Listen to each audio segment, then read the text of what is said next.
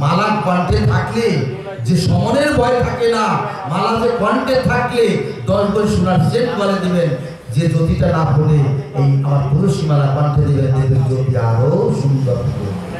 তাই গানটার ভিতরে কত সুন্দর ভাবে বললেন, ওরে গলাতে তুলসীর মালা, স্কন্দে ভিক্ষার ঝুলি, কপালে তিলকের ফোঁটা, রাধা রাধা বলি, গোবিন্দ আমার গোবিন্দ, কত সুখে আছি আমি তুমি তো জানো। ওরে মাতা নাই রে, পিতা নাই রে, নাই রে জ্যেষ্ঠ ভাই, তুমি সারাই জগতে আমার কেহ নাই। আজ আমি বিপদে পড়ছি, আমার স্বামী দৌড়ে আসবে, স্ত্রী দৌড়ে আসবে, পুত্র দৌড়ে আসবে, পাড়াপতি আসবে, সবাই আসবে আমাকে রক্ষা করবার জন্য। যেদিন আমি ওই খাওয়া ঘাটে বসে, তার খাওয়া ঘাটে বসে হানি তাই বলে কান্না করবো, সেদিন আমার কে পার করবে? সেদিন তো আমার কেউ থাকবে না পাশে, আমার আত্মীয় বর্গ আর স্বজন কেউ থাকবে না। তাহলে কিভাবে করতে আমার? তাহলে আমি এসছি একা, যাবো একা, এটা সব বাস্তব কথা। তাহলে আমার সম্বল পার্থিব জগতে যেতে গেলে গাড়ি বাসে ট্রামে জানিয়ে যাই, এই পার্থিব জগতের অর্থের দরকার। যখন আমি সেই পরমার্থিক জগতে পৌঁছে যাব, সেই সময় যদি আমার কাছে কিছু না থাকে, এই অর্থ তো চলবে না। তাহলে কি নিয়ে যেতে হবে? মা নিয়ে যেতে হবে হরিনাম। এই যে নাম সেই কৃষ্ণ, ভজন নিষ্ঠা করি, নামের সহিত আছে আপনি শ্রী হরি। তুমি যদি নাম সম্বল করো, গোবিন্দ তোমার কাঁধে করে ভবসিন্ধু নদী পার করাবে। নিতাই গৌর হরি বল, হরি বল। অঙ্গেতে মাখিব হরি বল, হরি বল।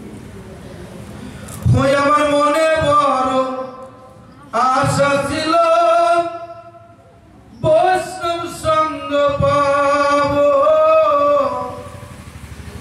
বৈষ্ণবের চরণ ধুলি অঙ্গেতে মাখিব। গোবিন্দ আমার গোবিন্দ, কত সুখে আছি আমি তুমি তো জানো। ওরে মনে বড় আশা ছিল, বৃন্দাবনে যাব, বৃন্দাবনের রাই কিশোরী নয়নে হেরিব। বড় আশা ছিল বৃন্দাবনে যাবো। এই যে বলছে, বৃন্দাবন অপ্রাকৃত নবীন মোহন, কাম বিষ কাম গায়ত্রী যাহার উপাসন। এই বৃন্দাবন, বৃন্দাবন এই বৃহৎ বৃন্দাবন, যার যার হাতে 3.5 হাত, সুরাসুর বৃন্দাবন। এই বৃন্দাবনের ভিতরে অনেক কিছু আছে, সেই বৃন্দাবনকে চিনতে বলছে। কি বলছে? ও ভাই, ভুললে ভুবন পাবি না, সেদিন জ্ঞান নয় না করতে পারে। বলি বলছি, জ্ঞানঞ্জন শলাকা দিয়ে মহের চর্চা দেয় উচ্চাই, রাহুল কাশ মুক্ত হয়ে উঠবে বাণুজ্জ্বল হয়ে। একটি সূর্য উদয় হয়, বিশ্ব ব্রহ্মাণ্ড আলোকিত করে, কিন্তু এক খণ্ড মেঘ এসেছে কি করে ঢেকে দেয়, সূর্যের প্রখরতা রশ্মি আর করতে পারে না। আমাদের মধ্যে আমার যে পরমাত্মা গোবিন্দ, তাকে কি করেন? ওই কামনা বাসনা এরা জর্জরিত হয়ে আমার সত্যর পথে যেতে দেয় না। সেই সত্য পথে যেতে গেলে কি করতে হবে? ওইগুলি বাঁধতে হবে, পাঠাগুলি বাঁধতে হবে। কি দিয়ে বাঁধবে?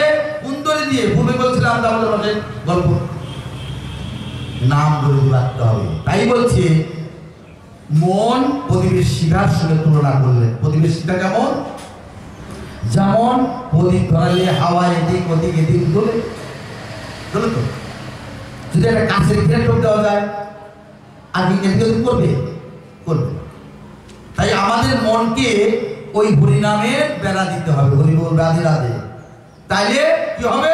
মন নানান দিকে ধাবিত হবে না, মন স্থিতপ্রজ্ঞ হবে। তখন একটাই মন যাবে, কোথায় যাবে না? হে গোবিন্দ, তুমি ছাড়া আমার গতি নাই, তুমি পারের কান্ডারে, তুমি ছাড়া আমার কেহ নাই। এই সব সাজা, সব সাজা। যেদিন আমি এসছি আবার এই পৃথিবীটা আমার চলে যেতে হবে। শাস্ত্রে কি বলছে? ঘুড়ি উড়ায় যে সুতার লাটাইটা তার হাতে থাকে, যখনই ঘুড়ি উড়ানোর সব তার দিকে যায়, সুতো ধরে টান দেয়, কি হয়? ঘুড়ি নিচে চলে আসে, তাই না? আমাদের গোবিন্দ যখন ডাক দেবে, যে যে অবস্থায় থাক না কেন সেই অবস্থায় তার চলে যেতে হবে। এক সেকেন্ড তার দেরি করা যাবে না। তাহলে কি হলো? হরিবল আমি তো বলে লিপ্ত হয়ে আসল বস্তুকে ঘুরে দেখে আমার নকল বস্তু দৌড়াদৌড়ি ছোড়াছুড়ি করছি। বাড়ি আমার, ঘর আমার, দুয়ার আমার। ভাগবত তোমার কিছুই নয়, তুমি তোমার নয়। হে জীব, মনে পড়ে তুমি যেদিন করাল করেছিল 8 মাসের ঘর দিয়ে, তুমি যখন গর্ভের যন্ত্রণা সইতে না পেরে হা গোবিন্দ, প্রাণ গোবিন্দ বলে কেঁদেছিলে, আমি তোমার নয়নের জল, তোমার কান্না।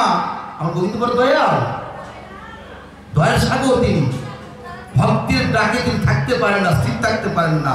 যখনই হা গোবিন্দ, প্রাণ গোবিন্দ বলে কেঁদেছিলে, আমি ছুটে এসেছিলাম তোমার কাছে।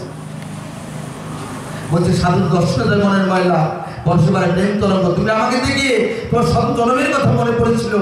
তুমি আমাকে জিজ্ঞাসা করছিলে না, প্রভু, হে প্রভু, আমি ওই জম্বুদ্বীপে যাবো না। জম্বুদ্বীপের লোক সব মায়াবাদী অজ্ঞান অন্ধকারে থাকে। তুমি কি ধন কি বস্তু চেনে না, জানে না, শুধু আবার আবার করে পড়ে থাকে। আমাকে কেউ চেনে না। তুমি বলেছিলে, মনে পড়ে? আমি তোমার বলেছিলাম যাও, জম্বুদ্বীপে যেতে হবে।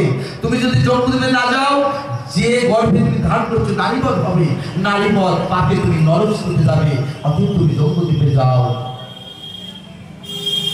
তখন বলছিল, প্রভু আমি জম্বুদ্বীপে যেতে পারি, ওই দেশে যেতে পাপটা হবে, ওই পাপটা আমি খণ্ডন করবো কিসে? তুমি বলে দাও প্রভু আমার। ভগবান বলেছিল যে ওই জম্বুদ্বীপে গিয়ে তুমি সাধুর সঙ্গ করবে। এই জন্য গ্রন্থ বলতে সাধু সঙ্গ, সাধু সঙ্গ সর্বশাস্ত্রে কয়, সাধু সঙ্গ লবমাত্র কৃষ্ণ কৃপা হয়। তুমি যাও, সাধু সঙ্গ করো। সাধু সঙ্গ করতে করতে আমার কথা মনে পড়বে তোমার। কার কথা? আমার গোবিন্দের কথা। ওই গোবিন্দের কথা যেদিন মনে পড়বে, তুমি জিজ্ঞাসা করবে, তখন বলে দেবে যে আমার কথা বলতে পারবে তাকে তুমি গুরু স্বীকার করবে। পাঠশালে যাই, আমরা স্কুলে যাই, ভর্তি হই, শিখাতে শিখাতে শিখাতে আমরা প্রাইমারি স্কুল কমপ্লিট করে যত উচ্চতায় সেই সর্বর্ণ ব্যঞ্জন সঙ্গেই থাকে, তাই না? হরিবল হরিবল। তাই পাঠশালে কি প্রথম নাও দীক্ষা। দীক্ষা কোন অঙ্গে? না, ডান কর্ণে। শাস্ত্র যে গুরুদেবের জিহ্বা হয় লিঙ্গ স্বরূপ, শিষ্যের কর্ণ হয় জনি স্বরূপ, যে ব্রহ্মবিস্তৃত হয় তাকেই বলা হয় সত্তা। দেহ ছিল শ্মশানের সমান, গুরু এসে মন্ত্র দিয়ে করে গেল ফুল বাগান। বাগানের মালিকে ফুল তুলবে কে? হরিবল হরিবল।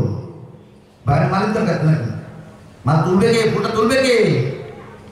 কথায় কথায় এসে যায়, যে ফুলের মধু না থাকে ভ্রমণ কি বসে? আমরা যদি গভীর রস আস্বাদন করি, হরিবল হরিবল, পদ্ম রসকে আস্বাদন করতে পারবো? কিন্তু যার অভ্যাস করতে হবে, সাধু সঙ্গ করতে হবে। সাধু সঙ্গ সর্বশাস্ত্রে কয়, আর সাধু সঙ্গ মাত্র কৃষ্ণ